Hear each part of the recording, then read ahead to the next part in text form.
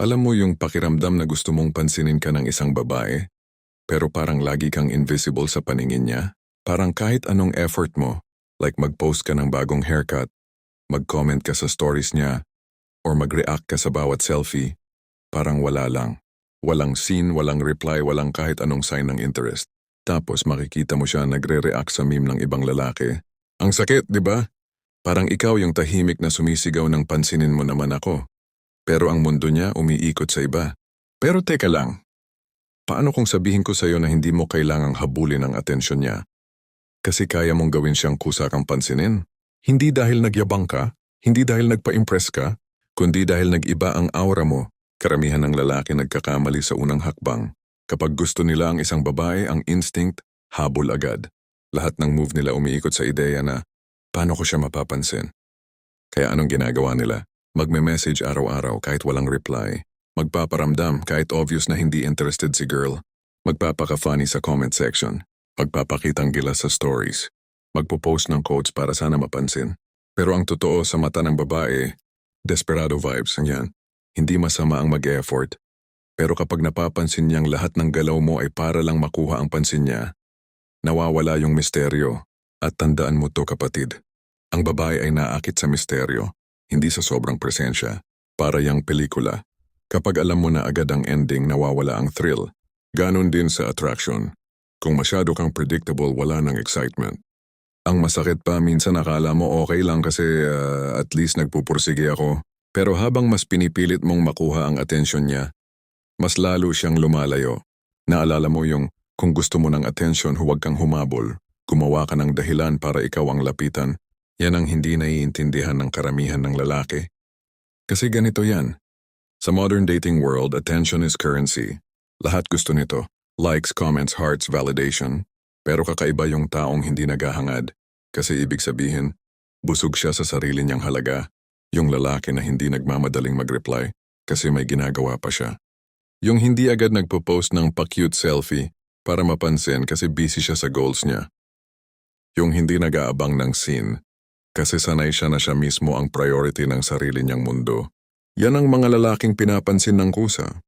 Kasi tandaan mo to, kapag marunong kang kontrolin ang sarili mong atensyon, doon ka rin nagiging sentro ng atensyon ng iba.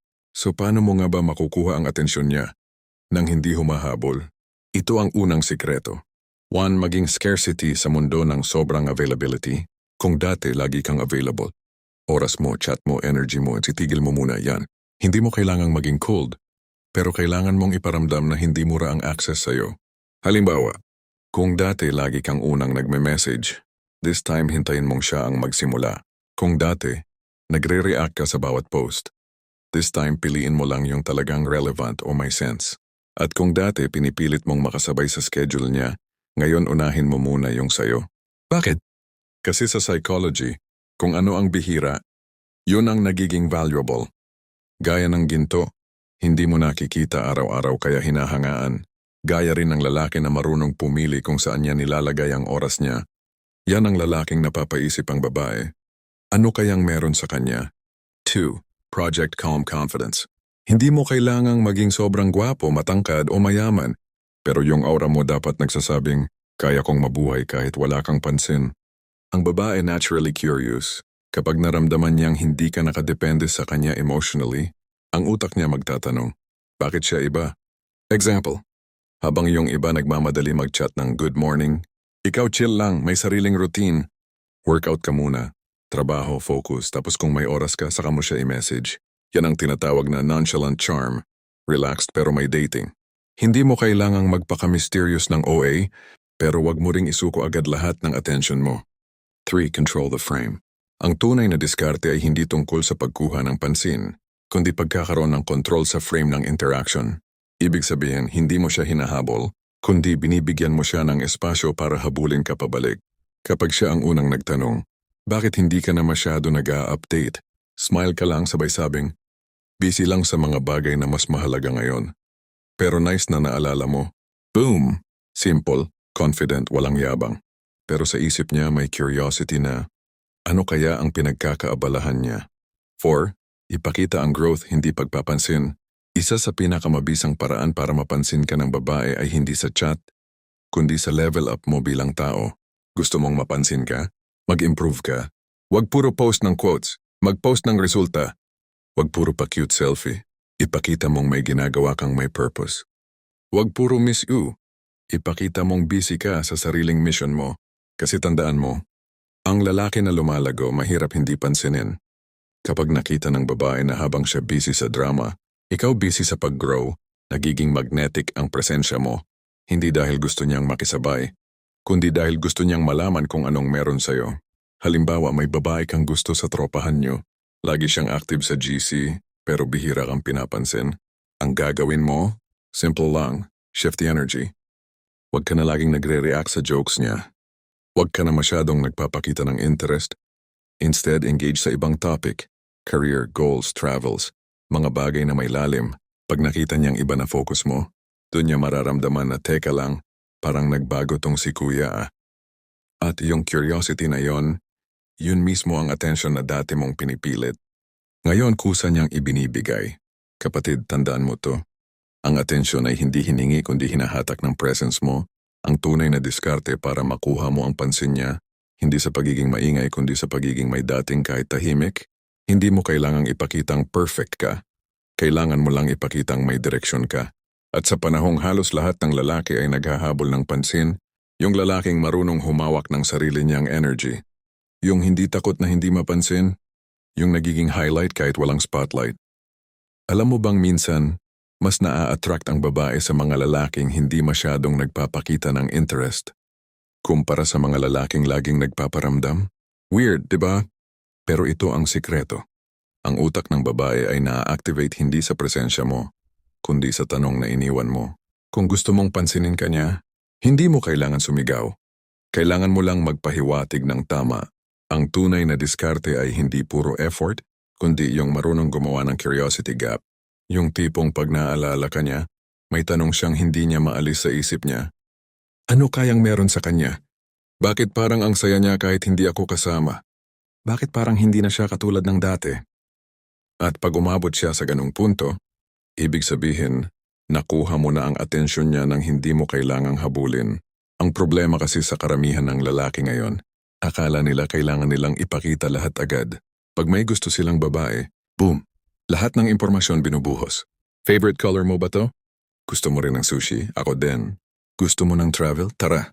Literal na parang open book. Walang misteryo, walang intrigue, walang tension. Ang problema diyan, kapag masyado kang transparent, nawawala ang curiosity.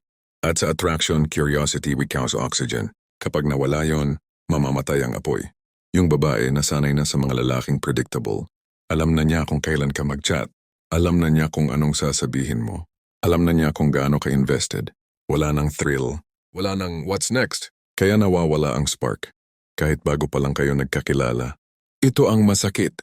Habang ginagawa mo ang lahat para mapansin ka, mas lalo kang nagiging background noise. Parang ads sa YouTube. Paulit-ulit, predictable, at kadalasan, skip ad. Pero isipin mo to, na-experience mo na bang may babae na hindi mo naman pinansin dati, pero maya-maya siya na yung lagi mong naiisip? Yung parang may kakaiba sa kanya. Hindi mo alam kung ugali, kung aura, o kung simpleng presence lang. Yan ang power ng intrigue. Hindi siya nagpaparamdam palagi. Pero may mga moments siyang naiwan sa isip mo. At guess what? Ganon din ang gusto mong mangyari sa kanya. Hindi mo kailangang magpakita araw-araw. Ang kailangan mo lang, gumawa ng mental footprint sa isip niya na paulit-ulit niyang babalikan. Okay, paano mo gagawin to in real life? Ito ang 4 na technique ng psychology ng intrigue. 1. The controlled distance technique. Ang babae ay naakit hindi sa laging nandyan, kundi sa present pero hindi predictable. Ibig sabihin, minsan available ka, minsan hindi. Minsan active ka sa chat, minsan busy ka sa goals mo. Ang tawag dito ay controlled distance. Ang art ng pagbibigay ng space na may purpose. Hindi ka cold, pero hindi ka rin clingy. Para kang hanging amihan. Ramdam niya pero pag hinabol lumalayo ng konti. Example, kung dati lagi kang nagre-reply in 10 seconds, ngayon reply ka after an hour. Hindi para magpa-hard to get, kundi para ipakita na may buhay kang umiikot bukod sa kanya. Ang epekto, magkakaroon siya ng emotional rhythm na hindi niya kontrolado. At doon nagsisimula ang intrigue. 2. The unexpected depth move. Ang babae ay madaling mabore sa lalaking puro surface level. Kaya kung gusto mong maiba, dapat may lalim ka. Hindi lang sa mga sinasabi mo kundi sa kung paano ka mag-isip. Halimbawa, kapag sinabi niyang nakaka-stress yung araw ko, huwag mong sagutin ng generic na bakit, sino inistorbo sa'yo. Sabihin mo imbes, alam mo, minsan kailangan din natin ng bad days para ma-appreciate yung mga tahimik na araw. Boom! Simple pero may lalim. Hindi mo siya pinasayaw sa cheesy moves. Pinaisip mo siya. At kapag napaisip mo ang babae, automatic naalala ka niya. Perch on the soft disconnection strategy. Ito yung teknik na ginagamit ng mga lalaking marunong mag-hold ng power. Kapag napapansin mong masyado ka nang nagbibigay ng energy, huwag kang matakot umatras ng konti. Huwag mong i-over-explain. Huwag kang magpaalam ng oy, just disappear subtly. Halimbawa, kung dati laging good morning, ngayon bigla kang nawala for 2-3 days, tapos nagpo-post ka lang ng something productive. Workout photo, quote about growth o simpleng kape habang nagbabasa. Hindi ka nagpakita ng drama, pero nagparamdam ng maturity. At doon siya maintriga. Kasi hindi ka nagalit, hindi ka nagdemand. Pero bigla siyang nawalan ng emotional access sa'yo. And yung loss of access, yan mismo ang nagtitrigger ng psychological craving. 4. The mirror and contrast technique. Ang utak ng tao ay programmed sa contrast. Kung gusto mong mapansin, huwag kang gayahin ng iba. Kung lahat ng lalaki nagpapatawa, ikaw magpatahimik. Kung lahat nagpapakita ng effort, ikaw magpakita ng control. Kung lahat gustong maging bida, ikaw magmukhang hindi interesado. Example, habang lahat ng lalaking kilala niya nagpapakyut, ikaw nagko-comment lang ng simpleng not bad or emoji. Walang exclamation point, walang emoji storm. Tapos scroll ka ulit parang walang nangyari. Ang tawag doon, micro-tease. Pinaparamdam mong aware ka sa kanya, pero hindi mo ibinibigay ang validation na hinahanap niya. Sa psychology, ito ang tinatawag na intermittent reward. Hindi palaging meron kaya lalong gusto. Example, imagine mo to, may babaeng gusto mo sa office o tropahan. Dati lagi kang nagpaparamdam. Message dito, compliment doon. Pero ngayon, nag-shift ka ng diskarte. Mas kalmado ka na. Hindi mo na siya laging pinapansin. Pero kapag nagkita kayo, nagbibigay ka ng small confident smile. Tapos balik ka agad sa ginagawa mo. Sa isip niya, bakit parang ang compose niya ngayon? Tapos makikita kanyang laughing with others. Hindi na awkward, hindi na clingy. Tapos one night magre-react siya sa story mo. Simpleng nice view lang. Huwag mong sabayan agad. Hintayin mo ng ilang oras. Saka ka lang sumagot ng, yeah, needed a break, been too focused lately. Short, classy, confident. Ngayon, guess what? Siya na ngayon ang nag-iisip kung ano ang dahilan ng pagbabago mo. Ang pagkuha ng atensyon ng babae ay hindi tungkol sa how loud you are, kundi kung paano mo pinapa-feel na iba ka sa lahat. Ang sikreto ay hindi pagiging pabida, kundi pagiging kalmado sa loob ng ingay. Kasi doon nagiging curious ang tao kapag may presensyang tahimik pero malakas. Kumbaga habang lahat ng lalaki parang karnabal, ikaw yung museo, simple pero kakaiba ang tahimik na dating. At sabi nga nila, hindi mo kailangang sumigaw para mapansin, kailangan mo lang magtagal sa isip niya. Kapatid, tandaan mo to. Ang atensyon ay hindi mo kailangang hingin. Ginagawa mo lang siyang natural na ibigay sa'yo. At ang paraan para magawa yun ay simple. Huwag mo siyang bigyan ng lahat. Mag-iwan ka ng espasyo ng tanong ng curiosity. Sa huli, hindi yung pinakaloud ang panalo, kundi yung lalaking alam kung kailan tatahimik at kailan lalakad palayo. May mga tao kang hindi mo naman laging kasama, pero kapag naaalala mo sila, may kakaibang impact. Parang kahit hindi sila nagsasalita, ramdam mo yung presence nila. Ganito rin sa attraction. Hindi mo kailangang magpakita araw-araw para maramdaman ka niya. Kailangan mo lang magkaroon ng tinatawag na emotional gravity. Yung lakas ng energy mo na kahit wala ka, nahihila pa rin ang isip niya pabalik sa'yo. At sa video na to, pag-uusapan natin kung paano mo mabubuo yung ganitong presensya. Yung hindi nangangailangan ng habol, kasi ikaw mismo ang post na ayaw niyang i-scroll. Ang problema sa karamihan ng lalaki, ang akala nila, attraction ay puro physical presence. Dapat lagi siyang kachat. Dapat palagi akong nagpaparamdam. Dapat lagi akong visible sa timeline niya. Pero hindi ganun gumagana ang psychology ng desire. Hindi mo kailangang lagi siyang kasama, ang kailangan mo ay lagi kanyang nararamdaman. Kasi isipin mo to, may mga taong araw-araw mong nakikita pero walang epekto. Tapos may mga taong minsan mo lang nakasama, pero hanggang ngayon sila pa rin ang laman ng isip mo. Bakit? Dahil yung mga taong yon may emotional imprint. May lalim silang iniwan, hindi lang alaala. Kaya kung napapansin mong parang nawawala na ang interes niya, baka kasi puro presensya. Pero walang impact ang pinapakita mo. Parang commercial na paulit-ulit. Nakikita mo nga pero hindi mo pinapansin. Bakit? Wala nang emotional weight. Marami kasing lalaki ang nag-aakala na effort equals attraction. Pero hindi. Ang vibe mo ang nagpapatagal ng epekto mo sa isip niya. Kasi kung puro pa cute lang, pansamantala lang yon. Pero kung na-trigger mo ang emosyon niya, kahit tahimik ka na, ikaw pa rin ang topic ng utak niya. Ganon kalakas ang emotional gravity. So paano mo ito magagawa? Paano mo siya maiisip kahit hindi ka naman nagpaparamdam? Ito ang 4 na diskarte para ma-establish mo ang emotional gravity mo sa isip ng babae. 1. Mag-iwan ng emotional echo sa bawat interaction. Ang bawat usapan nyo, kahit simpleng chat o tawag, dapat may resonance. Yung hindi lang basta kumain ka na, kundi may connection sa emosyon niya. Halimbawa, siya, nakaka-stress araw ko.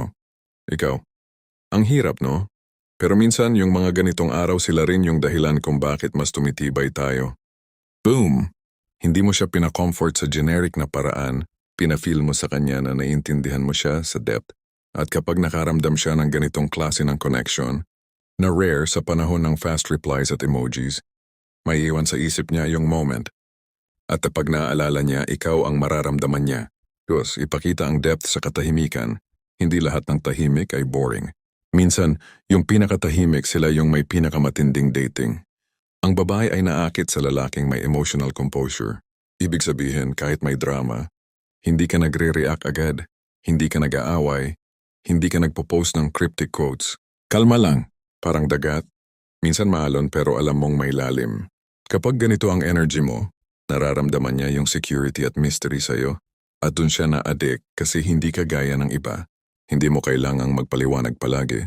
Dahil sa tahimik mong confidence, nakikita niyang hindi mo kailangan ng validation. At sa isip ng babae, yun ang rare. Isang lalaki na hindi nagpapaliwanag, kundi nararamdaman. 3. Magbigay ng contrast moments. Para magtagal sa isip ng babae, kailangan mo ng contrast. Yung tipong minsan chill ka, minsan intense. Minsan seryoso, minsan witty. Minsan tahimik, minsan playful. Hindi dahil gusto mong magpanggap, kundi para ipakita mong dynamic ka. Kasi sa psychology, kung predictable ka, nawawala ang excitement. Pero kung marunong kang maghalo ng surprise at consistency, nagiging exciting ka. Example, one day tahimik ka lang sa chat. Next day bigla kang may witty line. Grabe, hindi ko alam kung anong mas mahirap. Deadlines or ikaw? Light, confident, playful. Pero hindi araw-araw. Kasi ang trick ng emotional gravity ay hindi sa dami ng moments kundi sa quality ng mga ito. 4. Maging simbolo ng energy, hindi validation. Ito ang pinaka-core. Ang lalaking may emotional gravity ay hindi validation seeker. Siya ang nagbibigay ng energy, hindi humihingi nito. Ibig sabihin, kapag kasama ka gumagaan ang pakiramdam niya. Hindi mo siya dinidrain, hindi mo siya pinaparamdam na may utang siya ng pansin. Gusto niyang makausap ka kasi you feel like peace not pressure. At tandaan mo to, ang taong nagbibigay ng emotional safety, lagi nating hinahanap kahit wala siya. Kaya kung gusto mong siya ang laging mag-initiate, huwag kang maging source ng stress, maging source ng calm confidence. Isipin mo to. May babae kang gusto, lagi kayong nagkakausap, pero ngayon, gusto mong mag-shift. Gusto mong siya naman ang ma-addict sa presence mo. So anong gagawin mo? 1. Slow down the chase. Hindi mo na kailangang laging mag-text. Focus ka muna sa sarili mo. Gym, passion, growth. 2. Kapag nagkausap kayo, gawing may lalim. Instead of anong ulam nyo, sabihin mo, napansin mo ba? Minsan mas natatahimik tayo habang tumatanda. Siguro kasi natututo na tayong piliin kung sino yung worth kausap. Subtle. May wisdom, hindi trying hard. Thurston, kapag napansin niyang iba ka, huwag kang mag-explain. Smile lang. Sa isip niya, ano kayang nangyari sa kanya? At habang nag-iisip siya, doon mo siya nahila. Hindi ng katawan mo, kundi ng energy mo. Kapatid, gusto kong tandaan mo to. Hindi mo kailangang maging sikat, gwapo o mayaman para magkaroon ng emotional gravity. Ang kailangan mo lang, sariling direksyon, sariling control, at tahimik na kumpiyansa. Kasi sa dulo, hindi yung pinakamaingay ang gusto ng babae, kundi yung lalaki na kapag tahimik, yun ang pinakanakakaingay sa isip niya. At sa panahon ngayon na lahat gustong mapansin, yung hindi nagpapaingay ang kadalasang hindi makalimutan. Ang diskarte para makuha mo ang atensyon niya ay hindi sa paghabol, kundi sa pagpaparamdam ng walang pagpapakita. Kapag marunong kang magpakita ng emotional gravity, magiging automatic ang attraction. Kasi hindi mo na kailangang sabihin kung sino ka. Ramdam niya na lang at tandaan mo. Hindi lahat ng nakikita ay nararamdaman, pero lahat ng nararamdaman, kahit hindi nakikita, mahirap kalimutan. Sabi nila, silence is golden. Pero sa mundo ng modern dating, ang katahimikan ay hindi lang ginto. Isa itong psychological weapon. Kapag marunong kang manahimik sa tamang paraan, hindi ibig sabihin na talo ka. Ibig sabihin ikaw ang may control. Kasi minsan hindi mo kailangang maghabol, hindi mo kailangang magpaliwanag, hindi mo kailangang mag-post ng kung ano-anong quote. Kailangan mo lang tumahimik ng may purpose. At doon nagsisimula ang magic. Kapag natutunan mong gamitin ang katahimikan, ikaw mismo ang magiging tunog na hindi niya makalimutan. Ang problema, karamihan ng lalaki takot sa katahimikan. Kapag hindi nagre-reply si girl, panic mode agad. Bakit hindi siya nagre-reply? May ginawa ba akong mali? May iba na ba siya? Kaya ayun, biglang message ng message. Minsan sunod-sunod pa. Hey, kamusta? Busy ka? Bakit di ka nagre-reply? Ang hindi nila alam, sa bawat message na iyon, lalo lang nilang pinapatunayan na sila ang wala sa control. Kasi sa dynamics ng attraction, ang tahimik na tao ay laging may advantage. Kung marunong kang maghintay, ikaw yung mas malakas. Pero kung ikaw yung hindi mapakali, ibig sabihin ikaw yung nangangailangan. At yan mismo ang energy na hindi nakakakuha ng atensyon, kundi nakaka-turn off. Ito ang masakit. Akala mo pag tumahimik ka mawawala siya. Pero ang totoo, kung tama ang energy mo, yan pa mismo ang magpapabalik sa kanya. Ang katahimikan kasi may dalawang uri. 1 weak silence. Yung tahimik kasi takot.